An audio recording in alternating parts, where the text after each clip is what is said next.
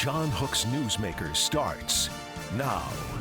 Welcome to Newsmaker. I'm Christina Carilla, in tonight for John Hook. Thanks so much for spending your night with us here on Fox 10.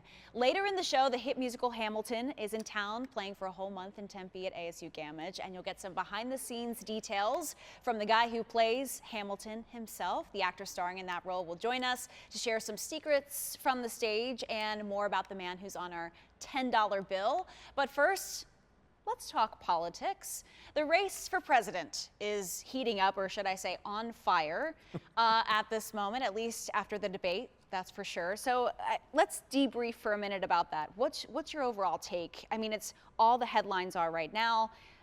Biden's mental acuity, is he fit for office? That's all anyone's talking about. What do you think? Well, I think if anything you'd say is that the debate manifested what is the reality today, is that both parties have failed the American people in providing them choices which are acceptable to, a broad cross-section of the electorate. Having said that, yeah, I mean, the president's, the president's circle rallied around him vehemently right after that, which you would expect in that type of environment. But now, as we get some distance away from that, you can see some cracks start to evolve. And so he's got a substantive question to deal with on whether or not, how he's going to handle this going forward. Yeah, I mean, before the narrative was you had one candidate who was convicted on felony charges. So that's all anyone was talking about. And now it's, is the current president fit to run the country? We had just today, as of this taping on Wednesday, Democratic Arizona Representative Raul Grijalva, he told the New York Times, if he's the candidate, I'm going to support him, but I think that this is an opportunity to look elsewhere.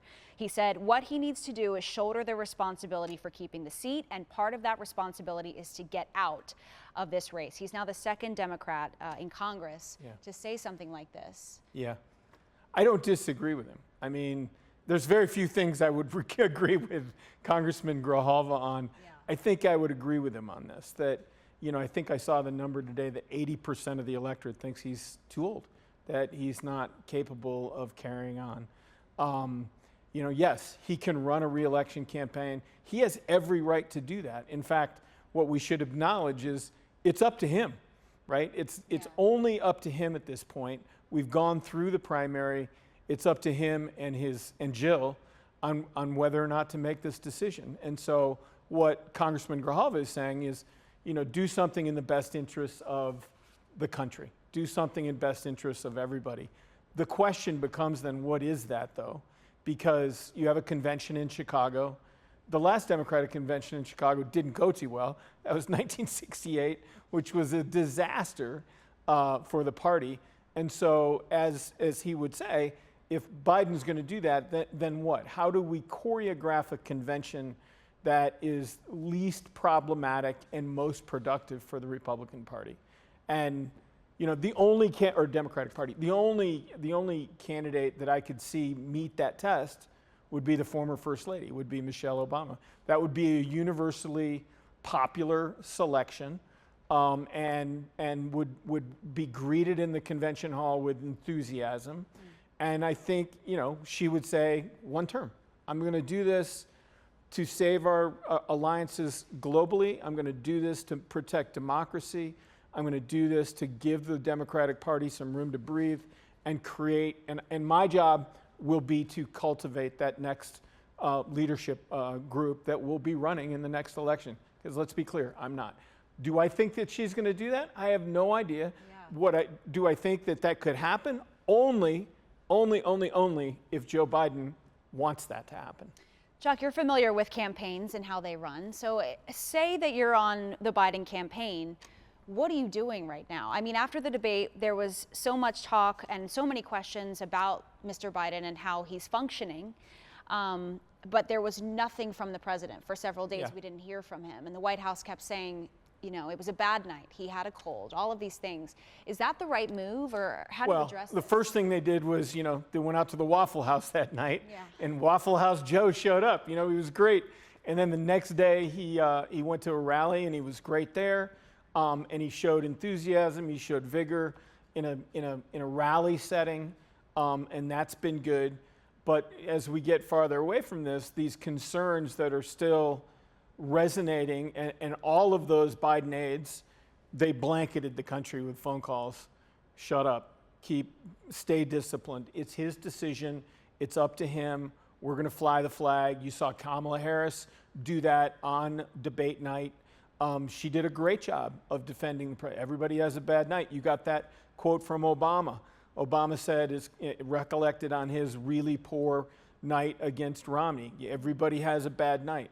And so you rally the troops, you create that protected space that gives the president some time to breathe.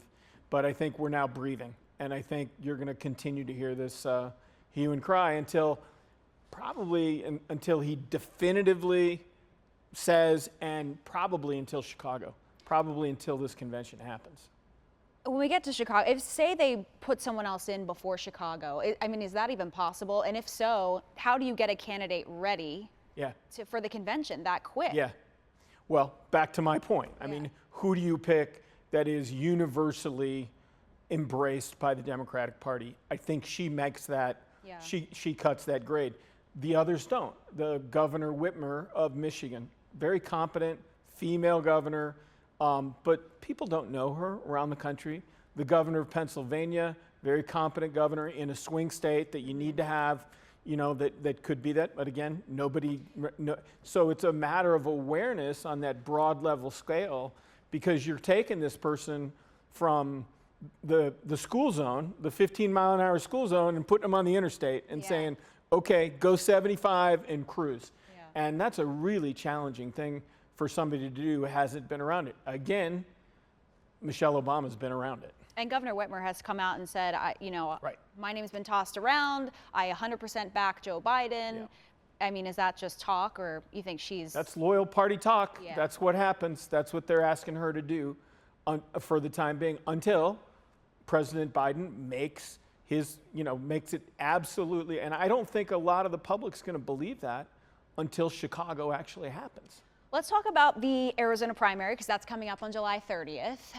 How does this all factor into that? On the Republican side, we have Kari Lake, we have Sheriff Lamb. They're both running on the Republican side, and then Ruben Gallegos running unopposed on the Democratic side. If you're looking at the presidential race right now, does that really factor into how you vote in the primary? I don't think so. I think Arizona is going to look at this race as their senator. Everybody, let's be clear. 80% of the American public is unhappy with their choices. So they're going to say, okay, not enthused by this. So then you're going to have to look at the Senate race here. Lake is struggling a bit with defending herself. Didn't debate Sheriff Lamb, much to the contrary of what she proclaimed she wanted to do during the gubernatorial election. Mm-hmm. She ducked the debate. Lamb has gotten a bit of traction on that. I don't think it's going to be enough traction to get him over the top, because Kari has a dedicated following of those Republican primary voters. And so I don't really feel so it is what it is. You're going to have Ruben, who's been running a general election campaign, because he has no primary opponent, from the gate. And he's out with these ads talking about, his bootstrap upbringing, working class, Harvard, Iraq, I'm an American, and he's not that well known. So he's a congressman from the smallest congressional district in the state. And he has the opportunity to paint a picture of himself for the rest of the electorate. Lake now has an ad up calling him out for his liberal policies as he acted as a congressman, but he's been walking away from that for over a year now. And so that's going to be a challenging race, but I would assume that Arizonans will digest that. Arizonans know, at least I think, are relatively aware how important our senators and our congressmen are to the state. Mm-hmm. I mean, the state wouldn't exist but for its very productive relationships with Congress and the federal government over time. The Salt River Project is a Bureau of Reclamation 1, and it provides all the water for half of the valley. That's a federal project. You have the CAP, that's a federal project. You have all these military bases out here that create the infrastructure for the state. Everybody knows how important those people are to the state of Arizona, particularly people in state leadership. And so I think people are going to watch it pretty closely. Yeah. I want to get to, okay, so the primary before we go tonight. The primary right now, as it stands, it's partisan, right? So if you're an independent, which most of Arizona is, you have to choose a Democratic ballot or a Republican ballot to be part of the primary. But there's this initiative, the Make Elections Fair Arizona group is gathering signatures, turning those in today, just this week, Wednesday. And so you're part of this group, kind of this initiative. Yeah. So the goal here is to make nonpartisan primaries, right? Is that the long and short of it? Yeah, the long and short of it is to treat every voter and every candidate the same. Today, as you just observed, in order to vote in a primary, I have to request one ballot or the other, and then I get that ballot and I'm forced to vote a straight ticket. I don't have a choice other than voting for all Democrats or all Republicans. Worse than that, if you're an independent candidate, you're not even on that ballot. You're prohibited from being on that ballot because you have to collect 6 times as many signatures to be on the ballot. So a group of people got together, they approached me. I've run lots of campaigns now. And the problem in today's system is that 80% of our congressmen and 80% of legislators, so anybody that's elected in a district, 80% of those people get elected outright in the primary. People don't think that because, well, they have a general election, but all of those districts are either safe Republican or safe Democrat. And we want to create an atmosphere where there's competition, where it could be 2 Republicans running against each other, or it could be 2 Democrats running against each other, or it could be more. But we leave that decision up to the legislature. But in order to do that, you have to create an open primary. And the premise of it, as I said before, is treat every candidate the same, every voter the same.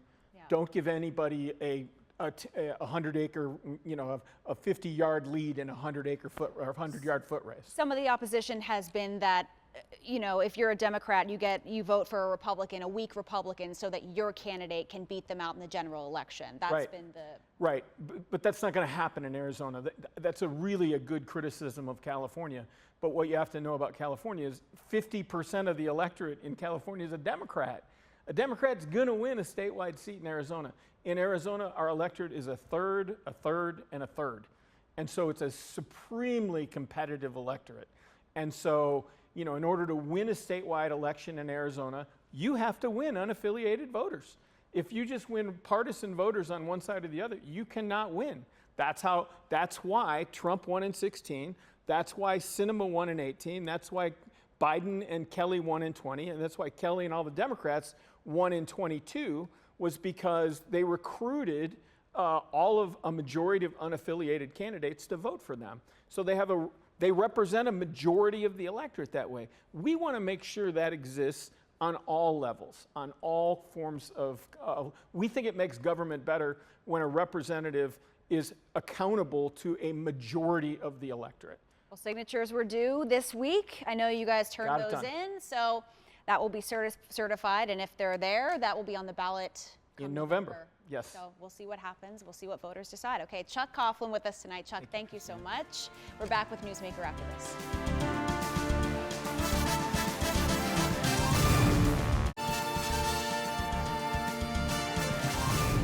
Welcome back. Okay, we're going to do something a little bit fun. Hamilton is a hit musical biography of founding father Alexander Hamilton, the guy on the $10 bill. It took about 7 years to compose the musical, written by Lin-Manuel Miranda, who also starred in the show playing the lead role, and it's filled with rap, hip-hop, pop, soul. The songs tell a revolutionary story of passion, and the national tour is playing here in Arizona, performing right now at ASU Gammage. Joining me now, he's a Broadway and symphony performer. His credits include Kinky Boots, The Cher Show on Broadway, Disney's The Lion King on tour, and now he's playing the role of Alexander Hamilton. Blaine Alden Krauss. Blaine, thank you so much for joining me. Thank you for having me. Oh my gosh, this is so exciting. Okay, so the show opened June 25th here in Tempe at ASU Gammage. How's it going? You guys are amazing. I wish we could take this audience and bottle you up, fit you on a semi truck, and bring you across the country. The love for the show here is it might be unmatched. It's pretty special. Wow, that's a big deal. That's good to hear. Okay, for folks that don't really know much about the show or haven't seen it, can you kind of give a brief overview? Yeah, Hamilton tells the story of Alexander Hamilton and his ascension in his political career, starting off as George Washington's right-hand man and then becoming the Treasury Secretary, and then eventually having a little bit of a personal scandal and duel with Aaron Burr. And besides following the life of Hamilton personally, it's just an incredible tale that tells the story of America then with people who look like America to today. Yeah, it stands the test of time, and it really can apply. Since it was written years ago, it's still a hit, and it's playing everywhere, and it's very exciting, being translated now into German and Spanish, and very, very Yes. cool. So how are you adjusting playing this major role here in Arizona? We have the extreme heat. I know you're a Florida boy. How's it going? You see this fan going on? I'm so happy I'm inside right now and I'm still hot. It's going well. A lot of water, a lot of Yeah. electrolytes, a lot of being conscious of how I'm spending my day. But like I said, it's really thrilling. What's so unique about doing Hamilton is it's not really a new piece to the audience. Maybe they've never seen it before, but they've heard about it in media and social circles. And so we're getting to this point where Hamilton, I don't know if you know Rocky Horror Picture Show, Yes. but I liken it to Rocky Horror Picture Show, where it's like we're getting to a point where people are now kind of interacting with the piece, and they have such a personal love and personal admiration for it. So it's cool, like I said, to be in Tempe, where this is our third time here, and you guys have such a fan base and love for the show. And it's just a different energy performing it for people who've never seen it versus people who know everything and they're excited about things you're going to say before you even say them. Yeah, let's talk a little bit about your story. So did you ever picture yourself playing the leading role in this show? I did. I won't lie to you. I think how I relate to Hamilton for sure is in the ambition category, the maybe the never being satisfied category. I'm working on that in my personal life. But I joined the show as a standby, which is an offstage company member who also covers and understudies the lead. So I understudied Aaron Burr, Hamilton, and King George. Wow. And in my own personal life, I've been working hard in my career to that kind of next level, that next step, which would be, playing the lead guy 8 times a week, carrying a show. And I've been working hard on that. And the opportunity came with Hamilton, and they offered me a full-time position playing the guy last year. And here I am, learning a lot. Yeah, so you got the role last year. What was that Yeah. phone call like? Oh, it's amazing. It was like, Where were you? I was home and my agent called and said, "Hey, Hamilton, is curious if you'd like to be Hamilton full time." I was like, this is finally happening. I mean, I've been acting professionally for 10 plus years. I've been a singer before I was an actor. Yeah. I've been going to performing arts school since elementary school. So I always knew that I wanted to do this, and I knew I wanted to hold a heavier weight in the length that is theater, and to finally have it here and to be playing this guy telling this story, it really is more than a dream come true. Yeah. When you first joined the cast, do you get the same kind of rehearsal prep as the other? How does that work? Do you get to sit down with the orchestra and kind of go through everything, or I don't know how it works? Yeah, when you first join a long running show or a show that's already been in rehearsal, you typically get 2 to 4 weeks of rehearsal. And you actually tend to do that by yourself, usually with the dance captains, the stage management team, maybe a couple swings. Swings are off-stage company members who don't do the show every night. And then culminating that rehearsal period is what's called a put-in. And you come to the theater, everyone usually comes like in the afternoon on a Friday, so they're already going to do a show that night. They do the show again, full tech, usually not full orchestra. Orchestra unions have a little bit of a tighter union than we do in theater. So you'll get like piano and some beats, and you're the only one in costume. Everyone's in their normal street clothes, tank tops, and there you are in 17th century tights and stuff. And then you do it, and then you hop on, and doing the work becomes your rehearsal. The amount of words in this show, it is crazy to me. And like you said, it is, to quote the show, nonstop. It keeps going, and there's so many words, and you're rapping, and you're doing so much. How do you do it? How do you remember all of that? A prayer, babe. I'm praying every day. I'm like, please let this be a good show.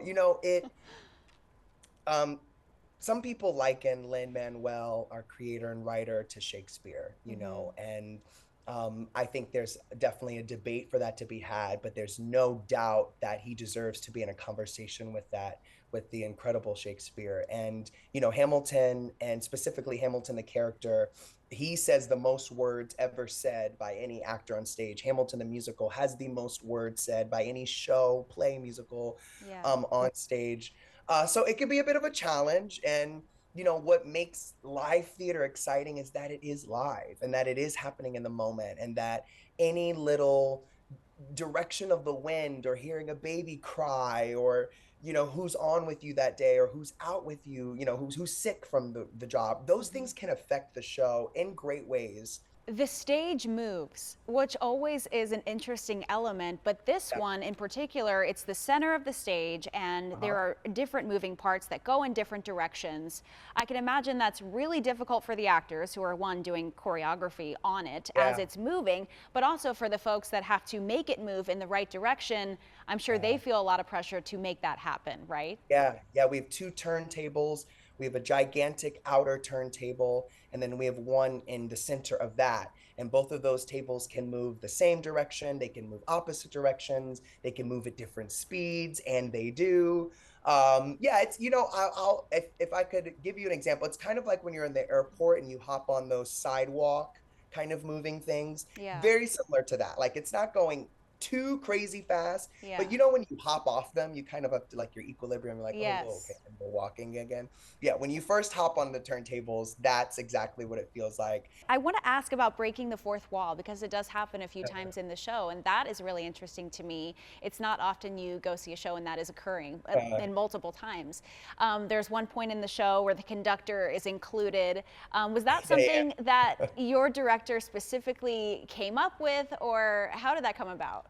That one's set. The moment, there's a moment in the show when you're learning about some of Hamilton's weaker moments in his life, and all the ensemble is talking about that and making fun of it, and then the conductor gets a moment where he also gets to comment and make fun of it. That's original. That's all Tommy Kail, who directed the piece. And what you're seeing in a touring production of Hamilton, what you're seeing here in Tempe, is you're seeing, a pretty much exact replica of what the Broadway production is. You're seeing what you're seeing on Disney Plus.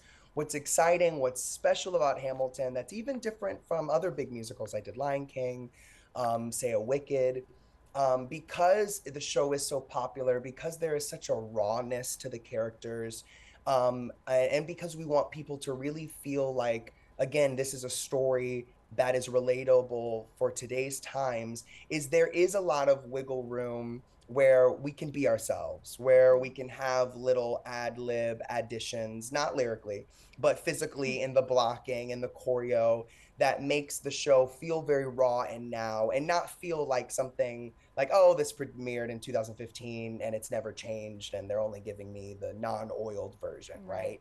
You're getting a very well-oiled, alive, living, breathing production that's really affected by the cast members and who's playing the roles, and where they come from and their backgrounds and the needs and wants they carry in their lives.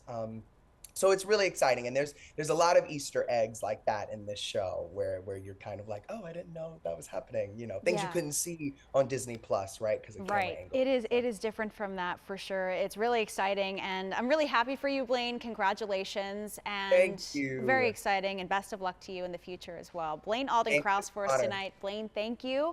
Hamilton is now playing at ASU Gammage until July 28th. Tickets available online. We're back after this on Newsmaker.